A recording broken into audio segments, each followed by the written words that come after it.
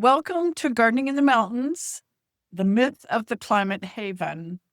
Our speaker today is Drake Fowler, Executive Director for the North Carolina Arboretum in Asheville. Drake has served the Arboretum in many leadership roles, including Chief Financial Officer, Chief Operations Officer, and President of its supporting nonprofit organization. A licensed landscape architect with extensive international experience, Drake has co-led development of the Arboretum's 20-year master plan, shaping the vision for its 435 ecologically rich acres. Like all of us, Drake experienced Hurricane Helene and witnessed its impact on both the Arboretum and our surrounding communities.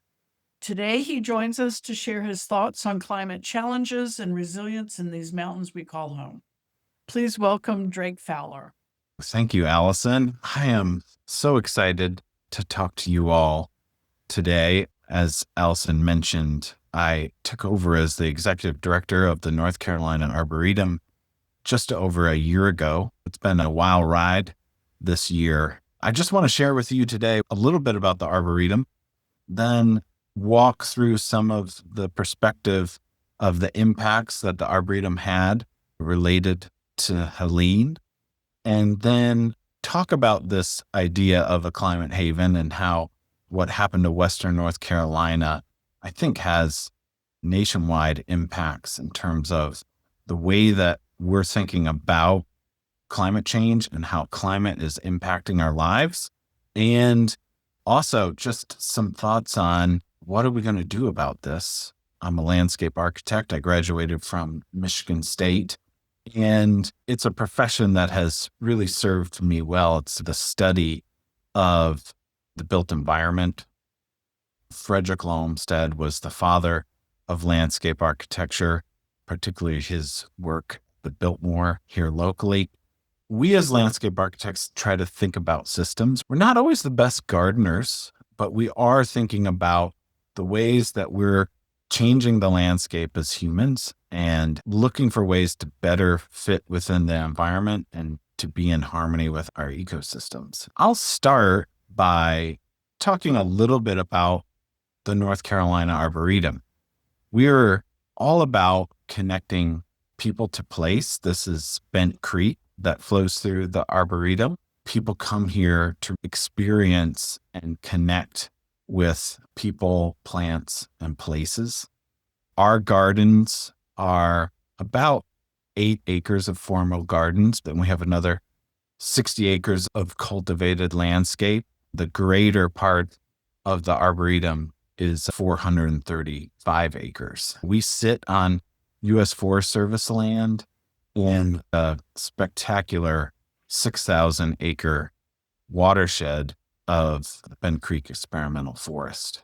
This is our quilt garden. We're all about connecting to the amazing heritage that we have in the Southern Appalachians. One is quilting, and so the heart of our gardens is our quilt garden. We change this up 3 times a year with annuals and all different kinds of creative ways to use plants to create these patterns of Southern Appalachia. Those quilt blocks can be turned to manipulate different patterns. Right now, it looks absolutely fantastic. Bonsai is another wonderful part of the Arboretum. We have sometimes up to as many as 400 trees, but there are 80 to 60 trees on display in the garden, and that's the big show for these trees. One thing that's interesting about our collection is that Arthur Jura, our bonsai curator, is really focused on practicing the art of bonsai on native plants and creating landscapes that reflect our native environments, like the top of Mount Mitchell or Graveyard Fields. It's a wonderful place to come and visit. This is that magnificent 6,000 acre watershed that we look out onto every day, and certainly played a big factor in how much flooding or lack thereof that we had at the Arboretum, because what you're looking at is just a big sponge for rainwater. It's a wonderful place full of biodiversity.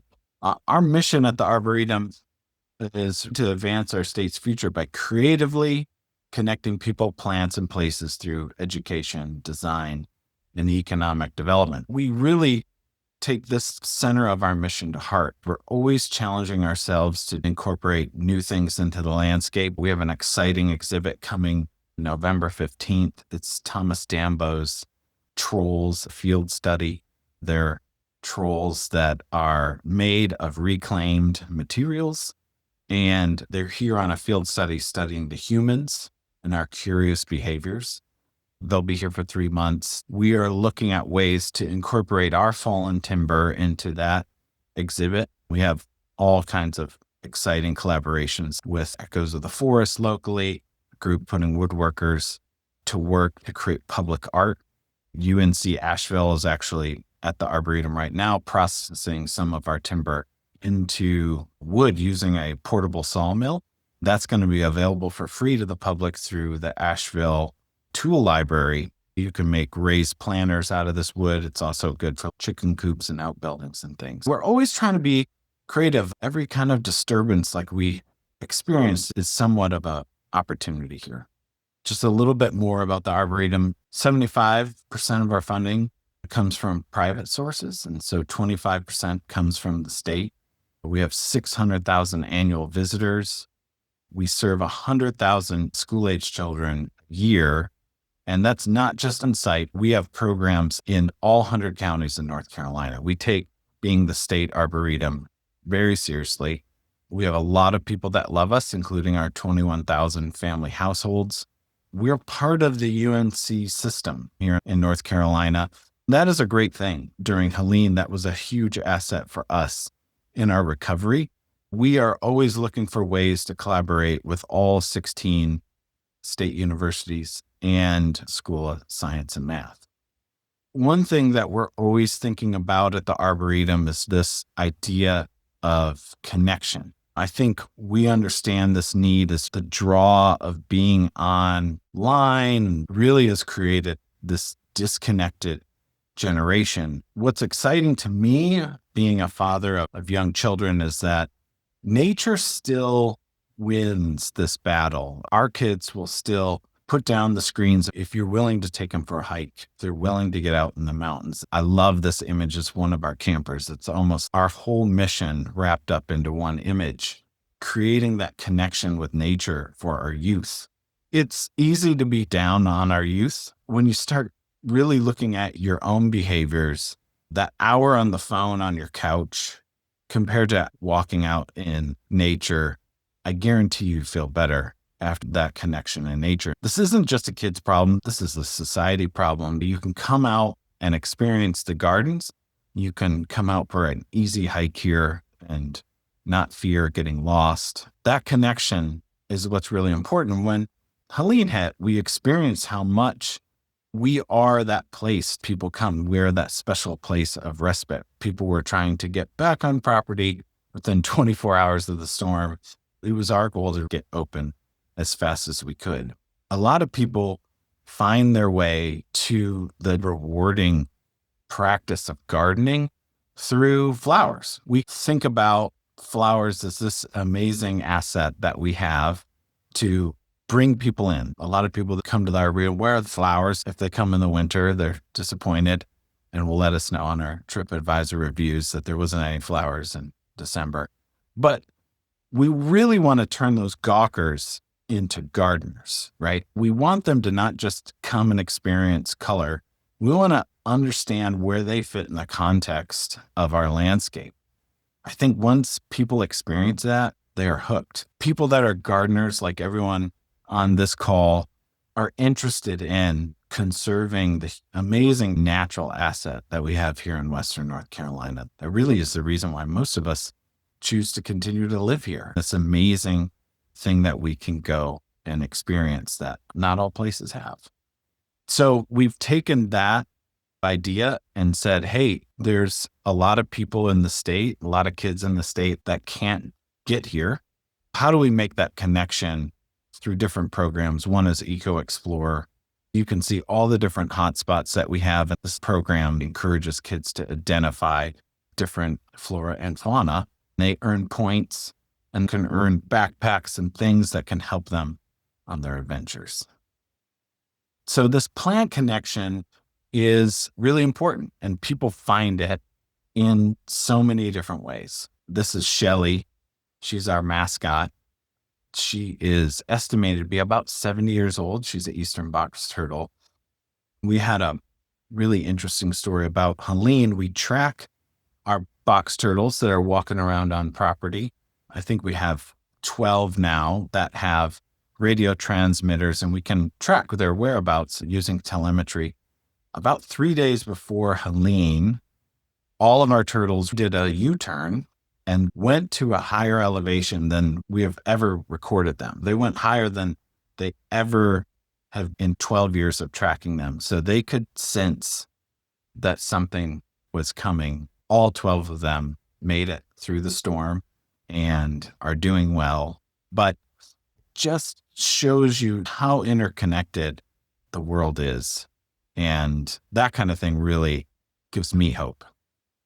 We also have this idea of hard science in terms of plants. We're serious about conservation. We have the National Azalea Repository here. We're doing plant collection to keep some of those species and collect a genetically diverse set of those species here at the Arboretum. There's real hard science to be done today. I want to make a difference when it comes to climate change.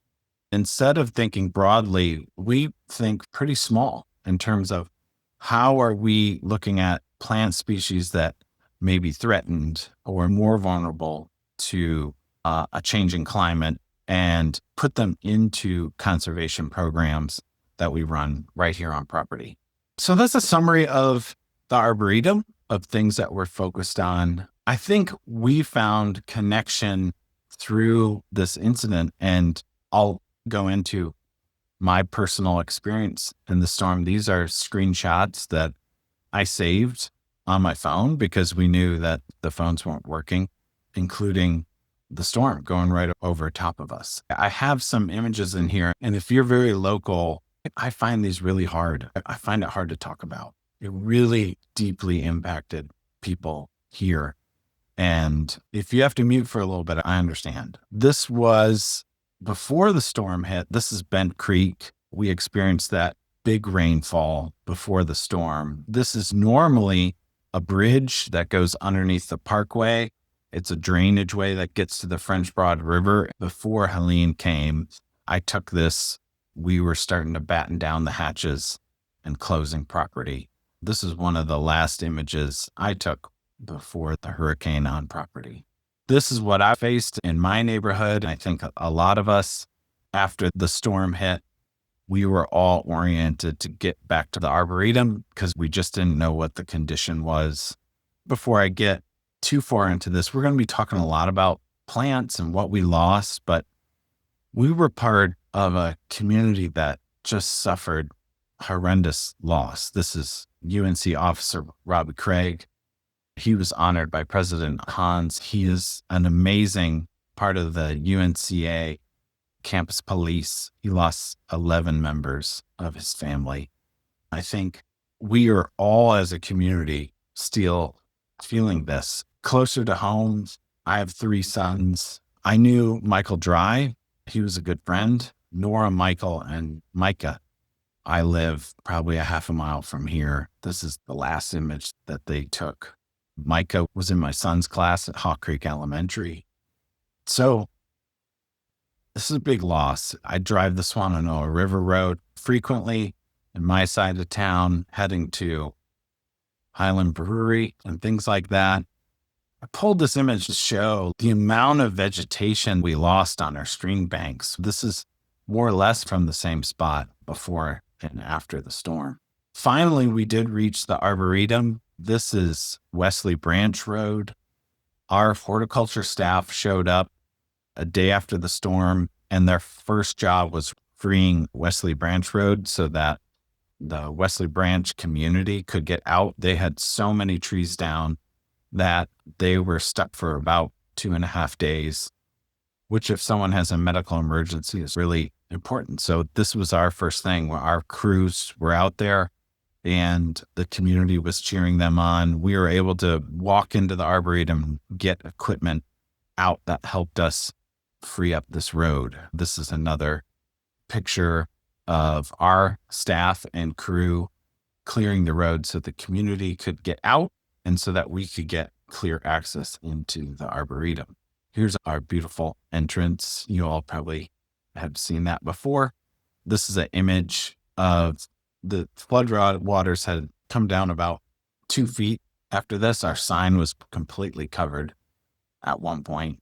So we experienced a lot of flooding in the front of our property.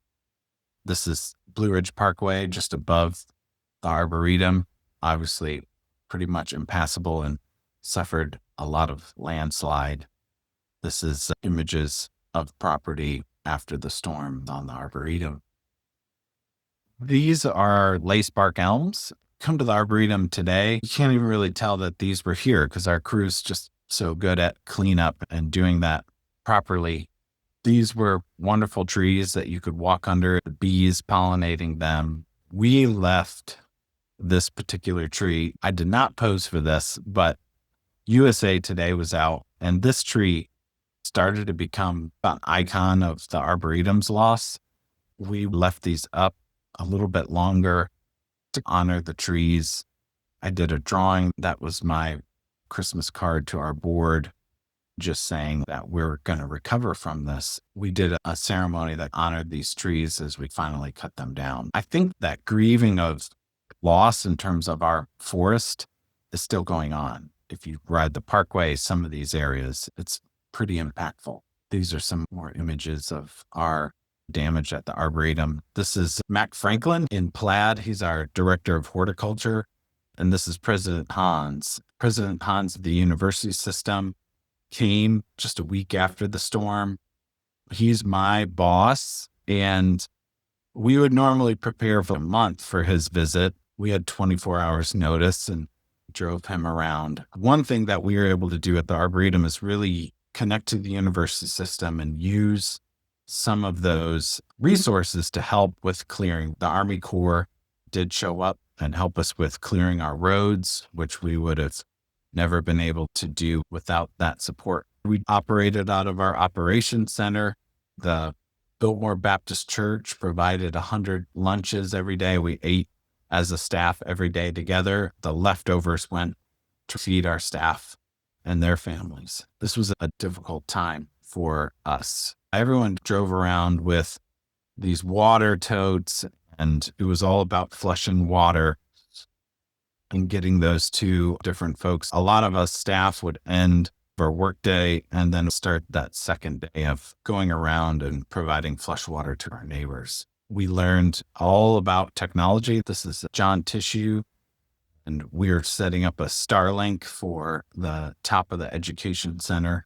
We saw the Arboretum from many different perspectives. Probably some of you experienced the community that we found through this disaster and that connection to humans and the value of our natural environments in our neighborhood. Each driveway took a night and we got together and someone ran their generator. We had community and the kids played flashlight tag. There was this going back to some of the things that I experienced in my childhood. Even through all of this, we had this amazing connection. I know that this happened in multiple neighborhoods. People met neighbors, broke bread with neighbors that they have never really spent much time with before. The hurricane hit on our plant sale. So we had a bunch of plants. We actually went out into the community and did plantings of our leftover mums. The picture here is of Swan and Noah. We put on a big light show at the gardens. We decorated one large white pine that you can actually see in the background here. It was about a 60-foot white pine, and we decorated that as a Christmas tree. So Swan and Noah could have that over the holidays, which brought hope. Different organizations came and helped feed people, and people were sharing. It was a pretty great experience. The landscape architects sent us a lot of buckets. This is our local pool in East Asheville that we ran. We gave away these buckets and then we would fill them from the pool for flushing water. This is my wife, the small pleasures of getting some new thing that would illuminate our home. This is my son and his two friends. We went on a hike. Still that connection with nature. In terms of the Arboretum, the gardens suffered very little damage. We didn't lose any particular tree from our collection that was unique that we couldn't replace. We lost about 10,000 trees on campus. There's about 80 acres where we lost pretty much every significant tree. This was the quilt garden that was in perfect bloom, and we were currently closed. We actually were able to open the Arboretum the last weekend, and people were able to see the quilt garden. It was very reminiscent of when we had to close. When COVID happened, our tulips were in full bloom, and there was 3 or 4 of us staff that were able to witness them instead of the thousands that normally see them. I want to talk just a bit about the community-wide cleanup. This comes back to the idea of this climate haven. We all learned where we get our water from, right? I think it made our community much more aware of how vulnerable some of our basic systems were. This is water coming back to the Fowler household, but obviously not suitable to drink yet. Not hauling buckets to our toilets was great. We've got power, and this is the debate in the neighborhood of who's going to start drinking their water first. The Fowlers held out pretty long, but we were comparing, and everyone heard about turbidity. We heard about this turbidity curtain. I actually went as the turbidity curtain for Halloween because we had heard so much about it, and suspended solids and those types of things. I think there's some lessons learned here about redundancy. I didn't understand that we had 4 reservoirs and their current state of operations. I think what I'm hearing is many communities are starting to think about their systems and grids. Obviously, that's a main topic here in Asheville. I think people are watching what we're doing as a community in terms of how do we make these systems more resilient. A lot of kids were at the Ag Center. Our education department deployed to the Ag Center and ran our education programs. Schools were not in yet. We reconnected with students, and that's a key part of our mission, taking care of yourself, but quickly thinking about taking care of others. There's these notions around community that we were going to start making our way back. This is the pile of debris. We had 15,000 cubic yards of debris. Even in this, you just want to get it cleaned up so you can get people back. Our staff was absolutely focused on sustainability and what are we going to do with this down timber? We quickly separated some of the more precious woods like walnuts and cherries, and we were able to get those to local furniture makers and artists. Then a lot of this timber was processed into firewood. This is a crew. This is pretty much the only picture they got of each other because they were done for the day. Team Rubicon processed at the Inca site, basically all of our remaining timber into firewood. We still have more down timber that UNCA is processing into usable timber. We're thinking about sustainability in the middle of this crisis. We're also now starting to get rid of some of the stumps that are a safety hazard. Each one of these at the Arboretum needs to be examined by archaeologists to make sure that any kind of sacred objects aren't unearthed. We have a very old, around 600 site from the woodland period. So we know that we do have artifacts on site. We take this really seriously, but that doesn't help with the speed of recovery. Our outdoor classrooms were, for the most part, destroyed. And so to do summer camps this year, we've had to pivot in a lot of different directions around recreating these outdoor spaces for kids. This is our leadership team. We went out and surveyed the damage quite often so that we are familiar with what our crews were dealing with. we were able to have winter lights. And this mural was created by one of our staff to show our resiliency. Now, as we think about creating a reforestation plan, we're working with ecoforesters. There's opportunity here in losing all those trees because in the forest, the currency is sunlight, right? We're seeing different kinds of species show up in these areas, some of them undesirable. We have these invasive species that we have to manage, but there are ancient seeds in these soils that are getting their cue to start germinating. I think a lot of people are facing this in their own gardens. I have certain areas where hydrangeas that were in nice dappled shade are now in full sun. That is happening at a much bigger scale on our property. And it's making us question. We have some high, dry areas. Maybe that becomes a more of a bald environment, watching what's coming up and following nature's cues. If we're having a lot of oak regeneration in an area, let's foster that forward. Oaks are such an important keystone species. A ecologist put it very simply in terms that I could understand. Basically, if you take a maple tree and shake it, about 20 to 40 different kind of bug species will fall out. If you take a oak tree and shake it, they can be up to 400 different insect species that use that as habitat on top of the acorns that provide food for wildlife. So restoring oaks is definitely something that we need to be focused on. Oaks will lose the battle between maples, white pines, and tulip poplars. They grow slower and eventually will be shaded out. So even though we're talking about certain tree planting programs, what's needed is managing those first successive species and giving oaks a chance to grow up. If you could manage the oaks where they are at above about 6 to 8 feet, they can win that battle.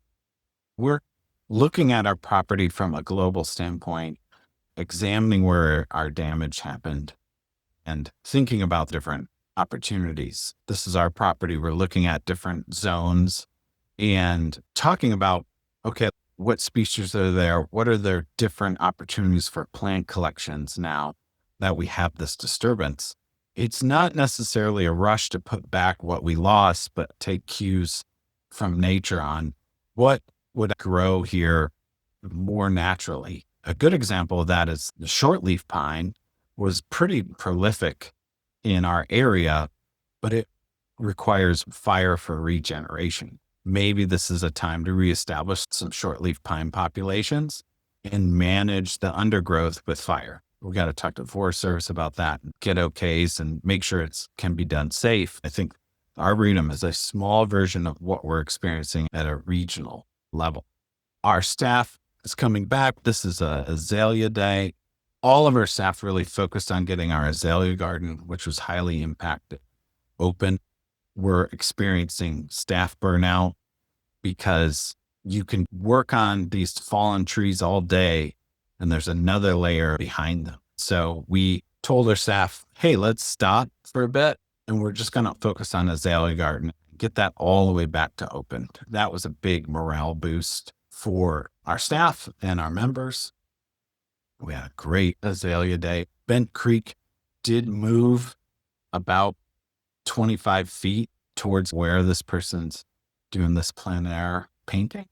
We have about 200 azaleas in our collection, and we did lose 15 in the storm. We are partnering with groups like the Arbor Day Foundation. They have committed to plant 1 million trees in Western North Carolina. I think this is really important to understand and inform homeowners about great native tree species. We don't need any more Bradford pears and those types of things. We had Governor Stein, who's been doing an amazing job advocating. We declared the tree of the year as the white oak for the state. This is kids that help us plant. That's Josh Stein and Senator Daniel, Republican and a Democrat, planting a tree together because trees transcend political arguments. I think that was a beautiful image of us coming together, regardless of our ethos, and working towards recovery. we can use this as a way to bring us together. It's attracting people here. This is Gail King. This is my daughter and son. They got to meet Gail. Gail came around, really promoting the area. We need economic recovery as much as we need natural recovery. Good Morning America came. I think the 1-year anniversary is really strategic for our area. We have to project that we are open for business. We still have some areas recovering, but we are ready for people to come back and participate in that recovery. Programs have begun. We are talking daily with our horticulture staff about recovering different areas. Our trails, when they were cleared, you can see these big piles of mulch. We had to mulch limbs in place with the Army Corps. Now it's like, what are we going to do with all this mulch? Debris removal continues to be an issue here. We reopened our playing woods, which is our version of a playground for kids. It has them engage with nature. We're dressing our staff up as elves because that's what we do. Some of the takeaways, really, there are no climate havens. A lot of us in Asheville care for the environment, but deep down, we thought that we were immune to disaster like this. If you live in a city that's not Nashville, do you know where your water comes from? Do you know the redundancies that you have? Community, I think all of our communities are more resilient than we think. I was surprised at how Asheville came together, really worked together, and it's that kind of social network that helps us recover.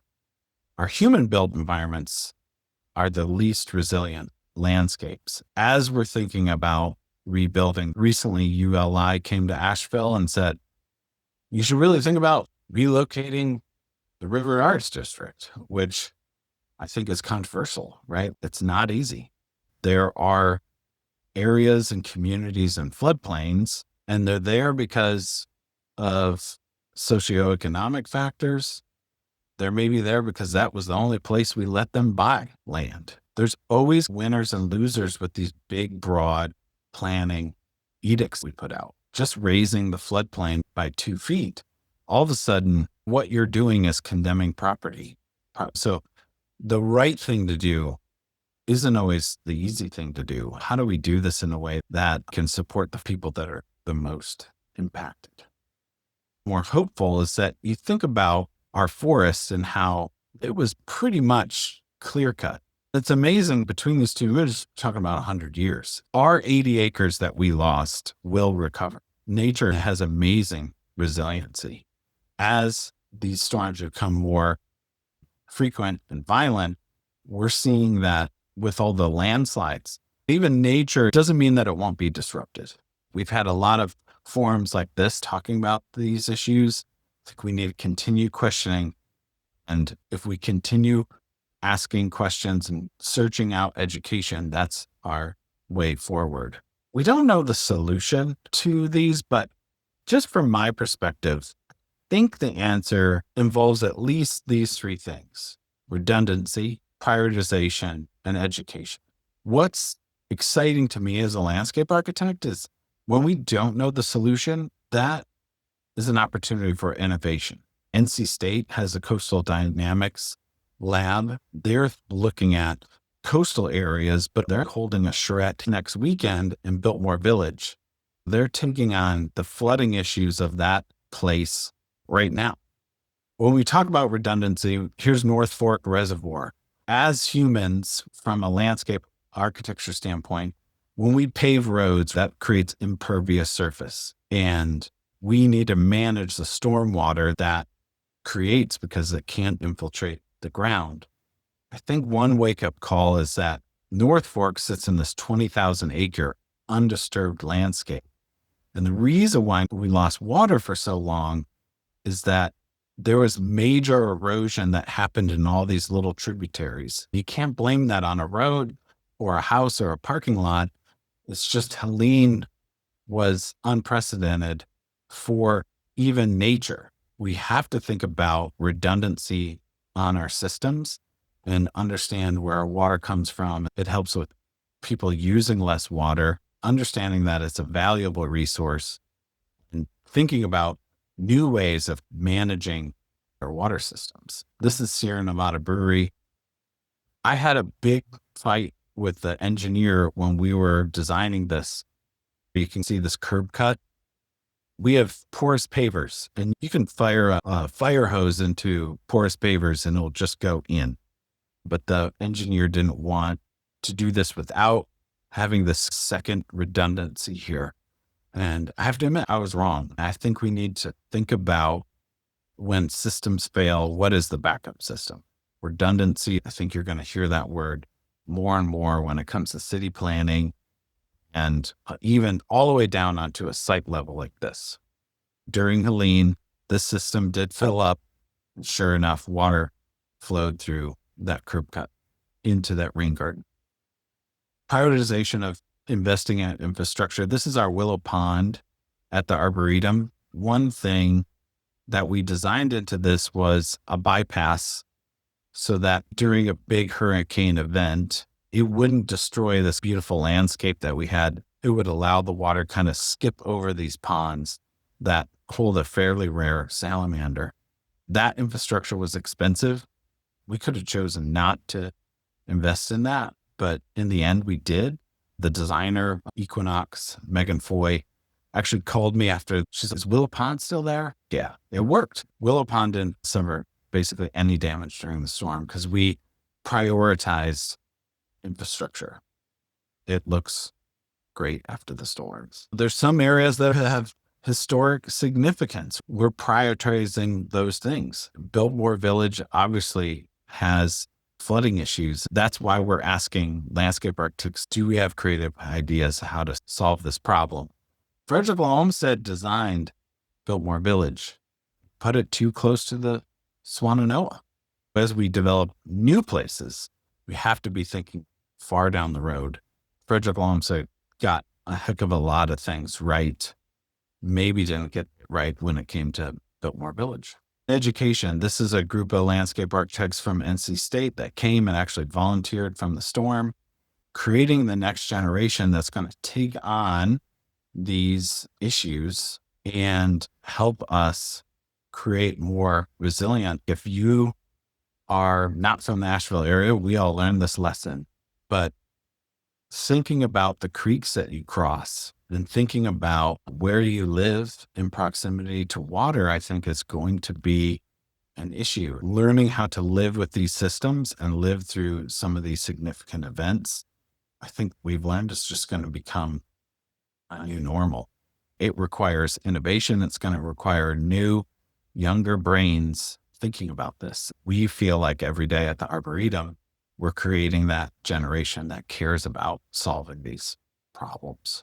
This was an art piece that my daughter made for a class project. This is what she wrote about it. Yeah, it's a little slow. Yeah, it was hard, but we're making it come back. We're gluing it with the gold because our mistakes and insecurities aren't mean or dangerous. There's something everyone has, but in Asheville, we aren't afraid to show them.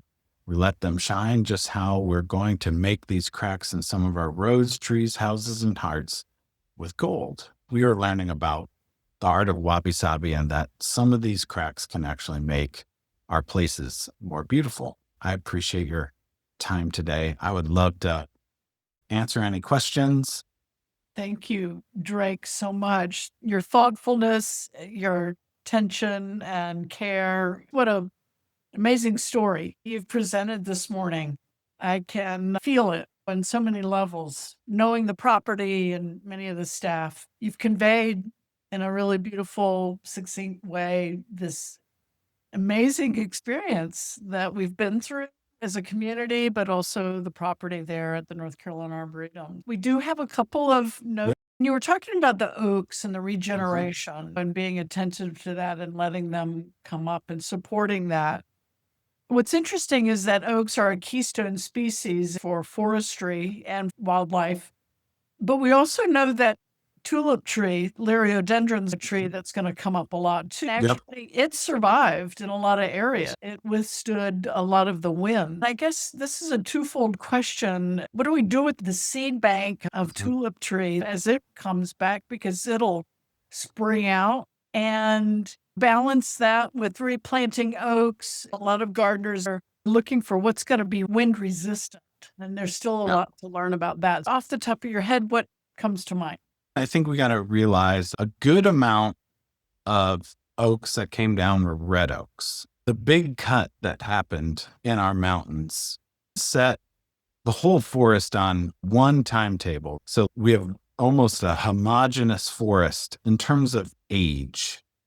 Trees have different lifetimes. A red oak, about 100 to 120 years is its lifespan. Just like all of us, it eventually starts to decline.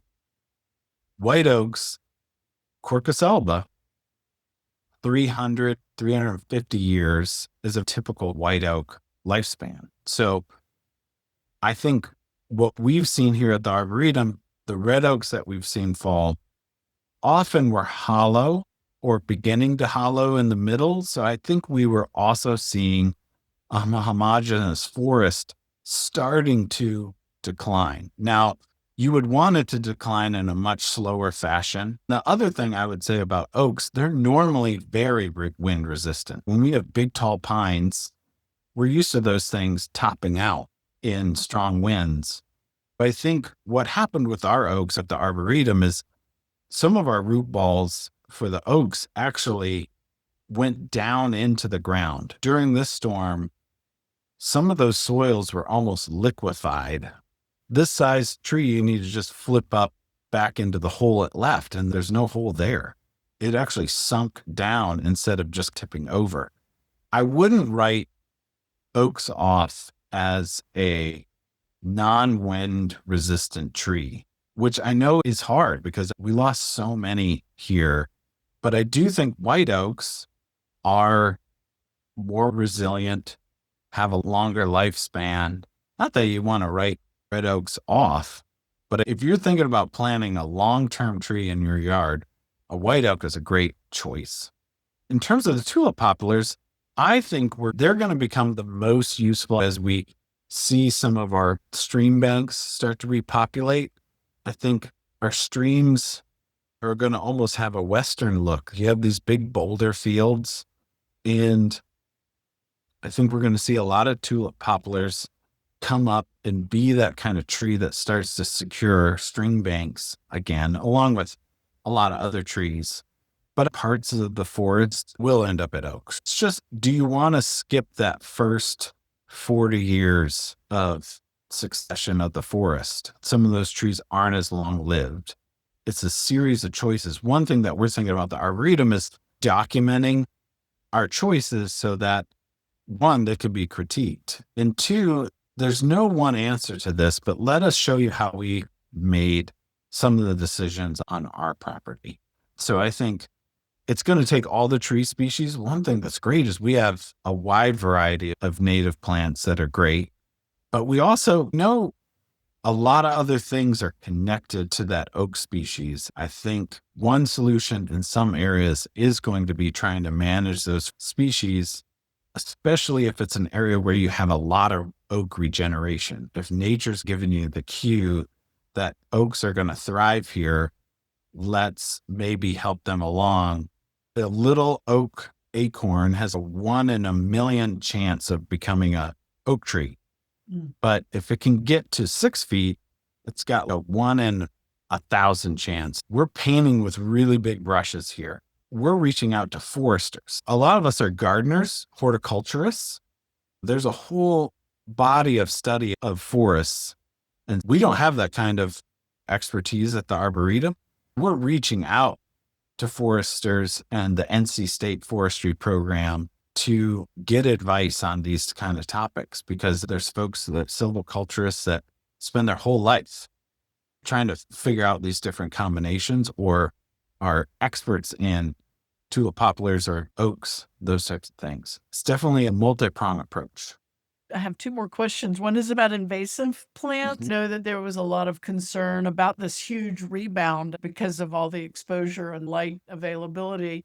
What are y'all experiencing this first growing season around invasive species and that rebound? We pretty heavily manage our invasive species. You get outside our fence line, and the Forest Service doesn't have nearly the same resources. Some of those bills are coming due, and where invasive species already have a foothold, we're seeing explosions of them. I think there's a fair amount of seed transmission through flooding. One of the areas we have the hardest time is down at Bent Creek where it meets the French Broad. That flooding that comes in, we have a lot of privet in there and those types of things. It's definitely going to become an issue. I think where it's the most concerning is where we still have a lot of down tree debris. You have this structure on the ground and invasives coming up through it. You end up with quite the rabbit warren in terms of cleanup. It's definitely going to continue to be an issue. Then it's the debate of how do we treat these things. Pulling invasive species mechanically goes so far.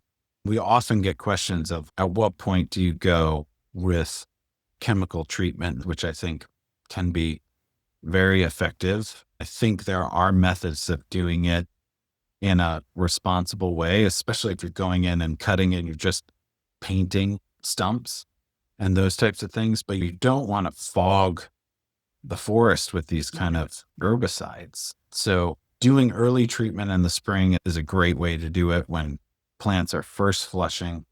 I think it is going to be an issue throughout the region. I'm curious about any scouring or stream bank restoration that y'all are looking at along the Bent Creek area. Yeah, we experienced some of that. We're actually engaged in some engineers that are helping us with our stream bank restoration. We have some stream banks that are exposed. I think we also ran into this double-edged sword of how much do you remove out of the streams compared to letting that remain as natural habitat. For us at the Arboretum, our streams are our laboratories and classrooms. And so we took the heaviest areas where we had many entrapments. I don't want to send a group of 8-year-olds into the stream if there's a danger of them getting entrapped in some of this debris. We try to start with the lightest touch so that we aren't necessarily removing all the structures within the streams. It's a tricky subject, especially in our larger water bodies. You don't just have natural debris, but trailers and construction materials that have found their ways into our waterways. One good thing about our area is that things grow here. We're seeing a lot of our stream banks with a little bit of help and some seed mixes that are specifically for stream bank species can quickly be established. There's some great solutions around that. I think what's tricky is when you drive along the Swananoa River, you have a completely vertical bank that has been scoured. We have to get those stream banks to more sustainable 2-to-1 slopes. Otherwise, plants will never establish on them. When that slope goes right up to a parking lot, many of city facilities are going to have to be redesigned around the new width of our stream corridors. It's really hard to put that material back and not have it go downstream. So that natural established grade is really what we need to be preserving. But it is going to cause a lot of redesign at some of the areas that we know and love, especially our parks, which are often along our stream corridors. The city has recently hired Sasaki to help redesign our major parks in Asheville. Sasaki did the master plan for the Arboretum. They're out of Boston. They're very highly qualified landscape architects that I hope give us a great design and work with local landscape architects to implement those projects. I'm feeling really touched by the fact that this whole conversation is about looking at the land and working with it. And I think that's the beauty of the landscape architect field, that you guys are trained in that way rather than engineering. I know we need engineering, but that's not what leads us. What leads us is working with nature, knowing that the rain's going to come and the water's going to flow and it's going to go where it wants to go. You really can't build infrastructure to control some of this. We're learning it across the country in so many different ways. I'm just feeling really touched by not only your attentiveness and caring, but also the field that you represent. And the landscape architects that I've worked with through my career, I find that really hopeful. That could be our leading front in this effort of moving forward. It's so fun to work at the Arboretum with really talented gardeners, horticulturists, folks that really know plants. But I think you're right. Following nature's lead, I think we've all had this spot in a garden where you're like, this is hot and dry, and lavender should be able to grow here, but I've planted it 5 times and it just won't grow. Then you try something else and it thrives there. Some of it just can't all be figured out on paper. Hopefully, if this is a dance, you let nature lead and you follow along, slowly guiding left or right. Absolutely. There's a lot of growth in being vulnerable and learning, humility from our mistakes. And that just seems perfect for Asheville and Western North Carolina to work with that. Very grateful for you, Fowler, and everything that's happening at the Arboretum. Thank you, everybody, for joining us.